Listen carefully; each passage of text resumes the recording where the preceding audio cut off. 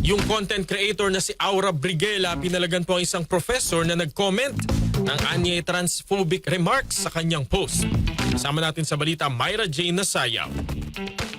Pinalaga ng aktres at content creator na si Aura Briguela ang isang faculty member ng Universidad de Manila na nagbitiw ng transphobic remarks sa isa niyang social media post. Sa naturang post, nagbahagi ng mga larawan si Aura sa kanyang recent beach trip sa Zambales kung saan makikita ang nakakabastos na comment ng naturang propesor. Kahapon, formal na naghain ng reklamo sa Youth Development and Welfare Bureau ng Manila LGU si Aura laban sa naturang propesor dahil sa umano'y pambabastos nito sa kanya. Ayon kay Aura, walang estudyante ang dapat na mapahiya at mabastos ng isang institusyon na dapat anyay safe space ng pagkatuto. Hindi rin daw dapat ninonormalize ang ganitong uri ng ugali, lalo na ng mga taong dapat na gumagabay, nagtuturo at pumoprotekta sa mga mag-aaral. Giit pa ni Aura, ang ginawa niyang hakbang ay hindi isang uri ng drama, ngunit pagtindig sa kanyang sarili at dignidad, maging sa iba pang walang kakayahang bumoses at protektahan ang kanilang sarili. Samantala, sa hiwalay na pahayag ay nagbigay ng suporta ang Universidad de Manila sa aktres at tiniyak na iimbestigahan ang issue alinsunod sa kanilang polisiya.